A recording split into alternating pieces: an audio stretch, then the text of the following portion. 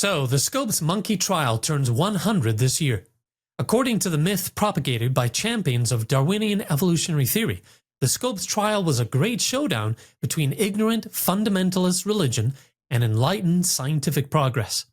This theme was crystallized by a play, and later a movie, loosely based on the Scopes trial, called Inherit the Wind. Is the spirit of Scopes alive and well today? Does it continue to hamper the advance of science by marginalizing skeptics of Darwinian evolution? You bet it does. Today, I welcome back Dr. Casey Luskin to continue our conversation about the 100th anniversary of the Scopes trial. Dr. Luskin is Associate Director of Discovery Institute's Center for Science and Culture. He's a scientist and attorney with graduate degrees in science and law. He also holds a PhD in geology from the University of Johannesburg. Luskin is a California licensed attorney since 2005, practicing primarily in the area of evolution education in public schools and defending academic freedom for scientists who face discrimination because of their support for intelligent design. His background gives him expertise in both the scientific and legal dimensions of the debate over evolution. In part 1, Casey gave us some helpful historical background on the Scopes trial, the play and the movie that resulted from it, and some of the flashpoints since the Scopes trial that have heightened the debate over Darwinian evolution. But even as the Scopes stereotypes were crystallizing in the public consciousness, skepticism about the power of Darwin's selection-mutation mechanism continued to mount. And it wasn't just intelligent design scientists sharing their concerns about Darwinism. Prominent evolutionary scientists were doing it too.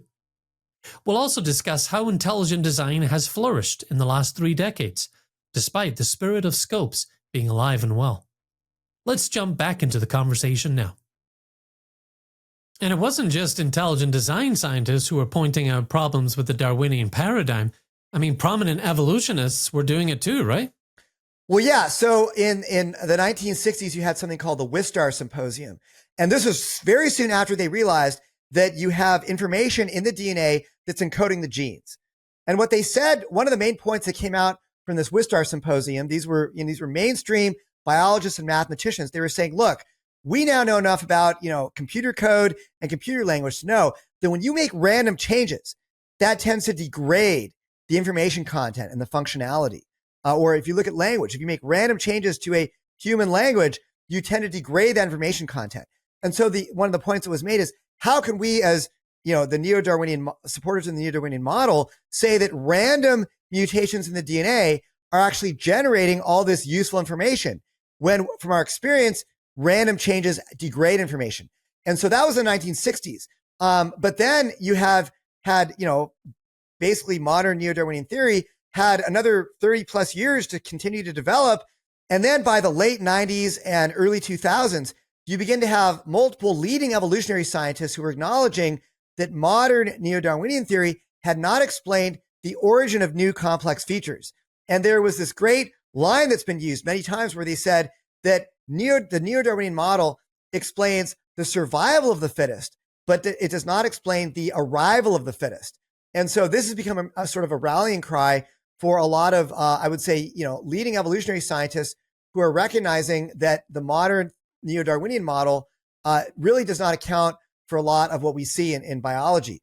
And so it's been called the third way camp, where they reject neo-Darwinism and ID, but they are looking at other ways of having the evolutionary process work, where they're rejecting that random mutations are the basis for building biological complexity. And they have a lot of other criticisms of mainstream neo-Darwinism. And this view is also growing in prominence. So you have sort of this interesting situation today where neo-Darwinism, officially it is still the main model of neo-Darwinism today. Okay. In fact, a third way scientist, James Shapiro, said last year, he said, quote, "The ID argument has a valid point with regard to the explanatory limits of neo-Darwinism, which is still widely regarded as the only legitimate scientific explanation of evolution."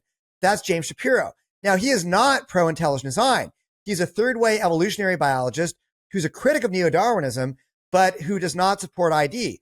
But what he's saying is, look, neo-Darwinism is still the dominant model. He's right about that. However, it's come under increasing attack by both folks from the ID camp and also folks from this third way camp.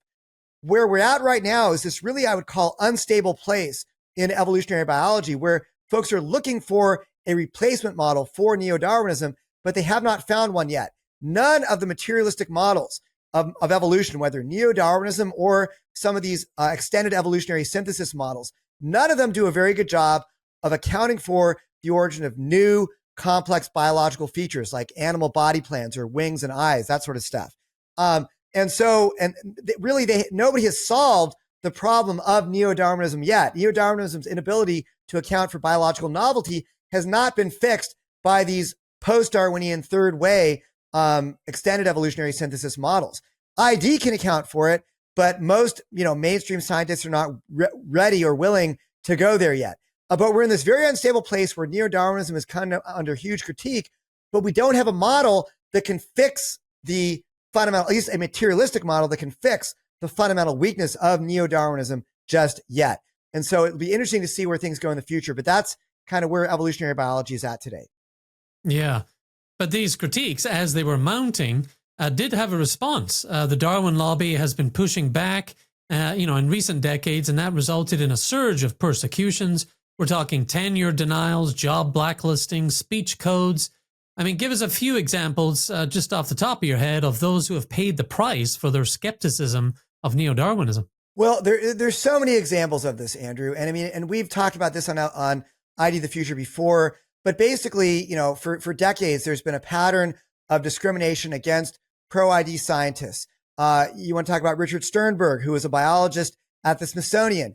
He allowed an ID-friendly paper to be peer-reviewed in a Smithsonian journal, and he was then harassed, and he lost access to his research space.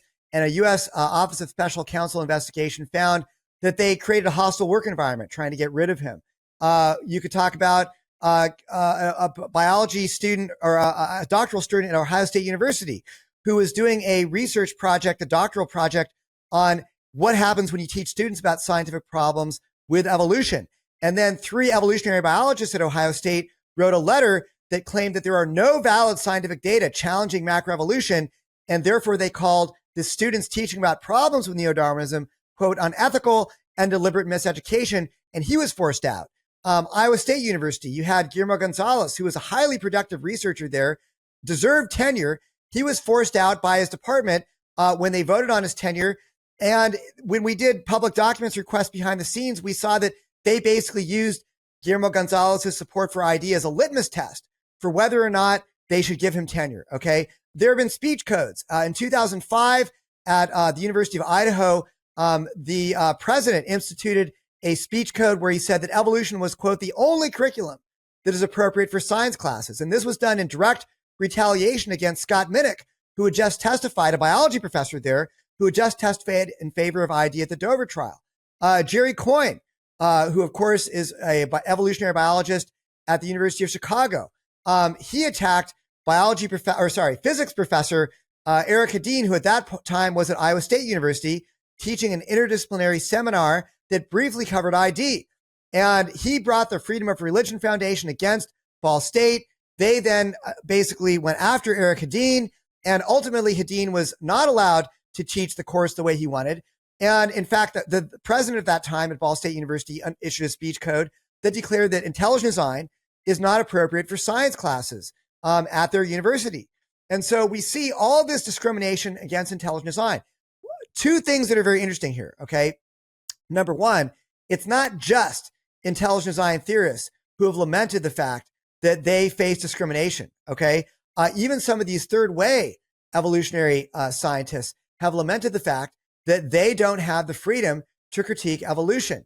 I'm thinking of people like Jerry Fedor and Massimo Piatelli Palmarini, who wrote a book called Darwin Got Wrong. They're atheists. They acknowledge this. And they said, we've been told that even if Darwin was substantially wrong to claim that natural selection is the mechanism of evolution, nonetheless, we shouldn't say so, not anyhow in public. To do that, however inadvertently, is to align oneself with the forces of darkness. They go on to say, neo-Darwinism is taken as axiomatic. It literally goes unquestioned. A view that looks to contradict it, either directly or by implication, is ipso facto rejected. Entire departments, journals, and research centers now work on this principle. A German theoretical biologist named Günther Thyssen, he said, it is dangerous to raise attention to the fact that there is no satisfying explanation for macroevolution. One easily becomes a target of orthodox evolutionary biology and a false friend of proponents of non-scientific concepts. I could go on and on about this, but even mainstream evolutionary biologists, I mean, Lynn Margulis, who was a leading evolutionary scientist, a member of the National Academy of Sciences, she said that if you become a critic of Darwinism, that you are, quote, dismissed as if you're a Christian fundamentalist, zealot, or racial bigot, and you become persona non grata. Now, where does that behavior come from? Okay, that we see all this discrimination against both intelligent design, critics of neo-Darwinism, and even mainstream evolutionary scientists who just disagree with the Darwinian consensus that, that random mutation can build complexity and those kinds of views. Where does this come from? How exactly does discrimination work? Okay. And I want to make it really clear here. I am not saying that there is some kind of a grand conspiracy theory here to suppress intelligent design. But the pattern that we see here doesn't come from nowhere. In fact, the dynamics of persecution against pro-ID scientists are very similar, and also third-way scientists. The dynamics are very similar to the sort of institutionalized discrimination that is widely acknowledged to exist against women, racial minorities, and other groups.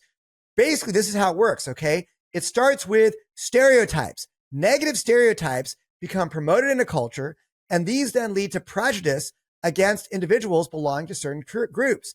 And over time, you get self-selection in institutions where that prejudice becomes deeply embedded in the cultures of institutionalized. And that prejudice eventually, when, folks who hold those prejudicial views gain enough power, that then leads to outright discrimination, which is often manifested as actions taken to marginalize individuals belonging to these disfavored groups. So it's not hard to imagine how negative stereotypes and prejudice against critics of Darwinian evolution has become widespread in this culture. And this takes us back to the Scopes trial, right? In fact, I think the prime super spreading suspect of prejudice against Darwin skeptics in our culture is the movie Inherit the Wind, which is supposed to be telling what happened during the Scopes trial. It doesn't tell the true history, but this has been shown all throughout the country, and it's perpetuating stereotypes of Darwin's critics as backwards ignoramuses and evolutionists as the ones who have the moral authority. And so I would say that it is these kinds of cultural sort of, retellings of the Scopes trial that have promoted a lot of these prejudice and the stereotypes that has led to this discrimination. And if you don't think it has an effect, consider this fact, okay? During the Dover trial, which has been called Scopes 2, by the way, widely called the Scopes 2, Judge Jones in that trial said that he was going to watch Inherit the Wind for historical context, okay? So what is it telling him? It's telling him that basically, if you are a skeptic of Darwin, then you are a backwards, dangerous religious fundamentalist who's trying to ban science. Now, yes, what the Tennessee state legislature did is indefensible. You should never be banning scientific theories. But what did Judge Jones then do in the Dover trial? He banned intelligent design in Dover school districts. And in fact, a number of the persecution stories that we've had, and some of the ones we talked about, they actually cited the Dover ruling as justification for why they needed to basically burn ID at the stake and get it out of the academy. Okay. They were citing Judge Jones's ruling. Okay. So it has absolutely inspired persecution and discrimination and censorship against intelligent design. And we see this. So this gives you sort of a cultural, I think, hopefully a cultural understanding of how the law, media, and science have worked together to suppress criticisms of evolution. And again, this is not a conspiracy theory. I'm not making this up. We have leading evolutionary scientists, Lynn Margulis, members of the National Academy of Science, people who are not even in the ID community who are saying this is going on. And plenty of examples of ID theorists who are being discriminated against. It's not some big conspiracy theory. It's the way that discrimination normally works, where you just have prejudice, stereotypes leading to marginalization and discrimination. We see this in many other fields. Why not an ID? All the facts are there. It fits the normal pattern quite frankly, quite well. Yeah. And I like the way you put the Scopes trial and Inherit the Wind being that super spreader event that promoted that suppression and oppression of Darwin skeptics. So we can see the spirit of Scopes is alive and well, but in the last 20 years, progress has definitely been made. I mean, ID has not stood still. There's been a lot of new discoveries coming out in the last few decades that helped to build that strong cumulative case for intelligent design, right? Absolutely. We've talked about this before, but one of the most exciting things that's going on in ID, really, in the last 20, 25 years, this was going on pre-Dover, but we've had a renaissance post-Dover, is scientific research. And we recently saw the ID peer-reviewed scientific paper tally go over 300, which is really exciting. So we're publishing peer-reviewed scientific research in mainstream scientific journals. We're seeing research that's showing the evidence for design in proteins, in molecular machines, in orphan genes, in overlapping genes, in the design of the engineering design of biological systems. I mean, we're not going to elaborate this too much right now, but you can go to our website, discovery.org. We have a research homepage and also a peer-reviewed list of articles there as well. So we are seeing that ID is becoming a very successful and productive scientific research program. And this is my main job here. I enjoy talking about the legal side of things. And when those issues come up, I am an attorney. I do deal with those things, Andrew. But my main job here at Discovery is I direct our research program. And this is what I love doing. I get to work with fantastic scientists all around the world. And we get to fund and support their research and see what they're discovering, the evidence for intelligent design. And I want to say something. There are quite a few researchers in our ID research community who can't even be public, that they are supporting ID and doing ID research. And that is precisely because of the fact that there is real discrimination in the scientific community against ID. Now, does this all mean that ID now gets a voice in academia's ivory tower as Scopes turns 100? Well, I mean, I think ID is increasingly getting a voice, but there are still a lot of folks who want to suppress that voice. In fact, I've got a little story to tell here. This July, there is a Scopes, quote, monkey trial centennial symposium taking place at Vanderbilt University. It's co-organized by the National Center for Science Education, which is a leading anti-ID activist group. And this is a very interesting symposium. They got a great slate of speakers, including many credible voices from science, philosophy, law, other fields, all of them, very worthy of participation. Yet there are zero, to my knowledge, and I'm pretty sure about this, there are zero pro-ID scientists or scholars who are included in the symposium. Now, here's the irony of it, okay? They are supposed to be celebrating, the overcoming of suppression of science, and yet they are promoting this sort of one-sided pro-evolution only view. They're doing sessions on the Scopes trial. I'm sorry, of course they're doing sessions on the Scopes trial. They're also doing sessions on the Dover trial. They're doing sessions on intelligent design, and yet they did not invite a single Darwin-doubting pro-ID scientist or scholar to participate in their event. And here's where it gets even worse. I went on the Vanderbilt University website, and they have a web page called Dialogue Vanderbilt. It's a great page. It lauds the importance of, quote, bringing together people of differing viewpoints for the purpose of, quote, challenging conventional wisdom and, quote, fostering courageous and vigorous debate. Okay. So on the Vanderbilt University website, they talk about the importance of basically bringing in diverse viewpoints, even for the purpose of having controversial conversations about ideas that might be challenging to people. Okay. And they talk about how a university that does not do this is failing in its mission as a university. And yet the organizers of this Scope Symposium apparently did not feel that these praiseworthy academic freedom principles are important enough to cause them to invite a single Darwin-doubting scientist. And I actually emailed the organizers of the symposium. And I said, hey, I'm just letting you guys know that I think this sounds like a great symposium you guys are doing.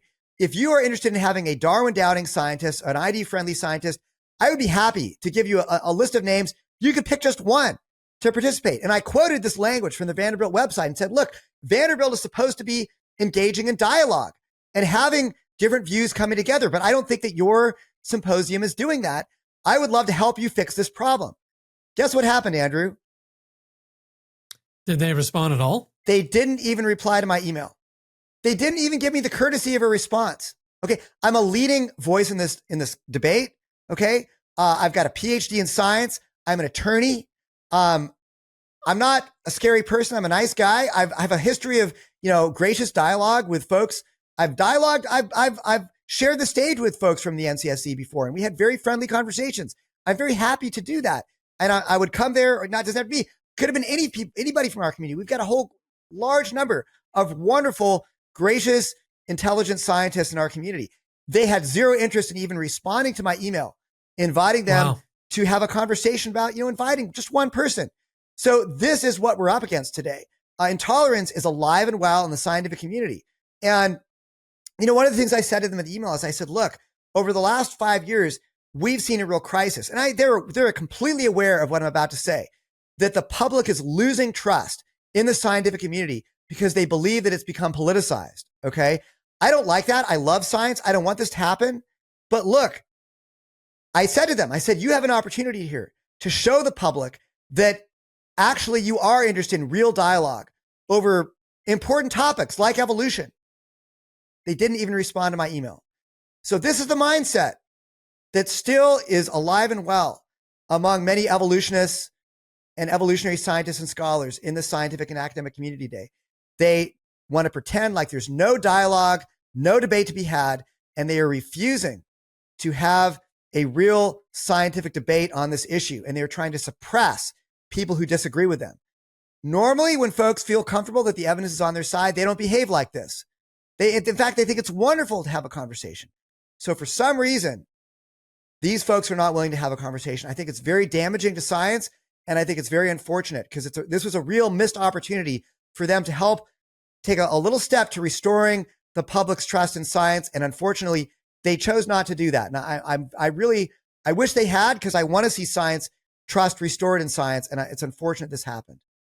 Especially at a conference or symposium that was meant to mark 100 years in scopes. I mean, just what a missed opportunity, and how ludicrous they didn't even give you the courtesy of a response. What an irony, right? Where they're going to be basically remembering the dangers of censoring science, and rightly so. I mean, what they did in Tennessee 100 years ago was bad, right? Nobody, by the way, to my knowledge, is trying to ban evolution today. I mean, this is just not where it's at. If you look at the kinds of bills that are being promoted by Darwin skeptics today, it's all about increasing academic freedom. It's not about banning ideas, but we can leave that aside. But, they're doing the symposium to remember the dangers of censorship, and yet they themselves refuse to allow views that disagree with them to share the stage at their symposium. How ironic and how sad. This brings us back to something else that Justice Scalia said. He now said that today we're living in an era of what he called scopes in reverse. And that really is exactly what's going on here, Andrew, where we have scopes in reverse. 100 years ago, it was the fundamentalist, whatever folks who were trying to ban evolution. But today, evolution supporters are seeking to exclude non-evolutionary views or non-neo-Darwinian views from education, from science. So the power dynamic has shifted 180 degrees, but the problem is still there. Yeah, that's a great way to put it. Well, in your view, how do we move beyond the myths and the stereotypes of scopes in the future? How do we rescue science from the damage that's been done from scopes and from Inherit the Wind? How do we move past this? Well, like so many problems facing society today, Andrew, I think that one of the best ways forward is increased dialogue. I think that evolutionists know this, and they know that dialogue, some evolutionists feel that dialogue is threatening to their power structure. And so they don't want to have that. But, contrary to maybe some people's opinions, most evolutionary biologists are not fire-breathing atheists who want to destroy religion. And contrary to the Inherit the Wind stereotype, almost no scientific Darwin skeptics are cranky fundamentalists who want to ban evolution. So we've got a lot of room for dialogue here. And in fact, in particular, third way scientists, I think they are very open and more open to discussion than their neo-Darwinian counterparts. I had the opportunity to do a fantastic dialogue with Dennis Noble, a third way physiologist from Oxford University last year. I'm hoping that's going to come out later this year online. And he was very happy to have dialogue. And there were things we didn't agree on. He does not support intelligent design, nor would I ever claim he did. But he understands what it's like to have his viewpoint be suppressed by the neo-Darwinian power structure. And, we understand that too. So we have that in common. And I think that some of those folks have empathy about this viewpoint suppression issue. and are willing to have dialogue. So maybe that's a good place to start, would be a common ground agreement that intellectual freedom is a fundamental good, and that certain, popular voices spreading toxic discourse on the internet, I won't name any names right now, Professor Dave, but they're damaging the public conversation because they're really not allowing people to have serious, scientifically substantive dialogue on this topic. And so I think that when we see folks of goodwill from different perspectives willing to have that conversation, that is the way forward. And I hope more folks will be willing to do that. I can tell you that us at Discovery Institute, we are all in. You want to have serious, thoughtful, friendly, civil, non-calling names dialogue. We at Discovery Institute are 100% in for that.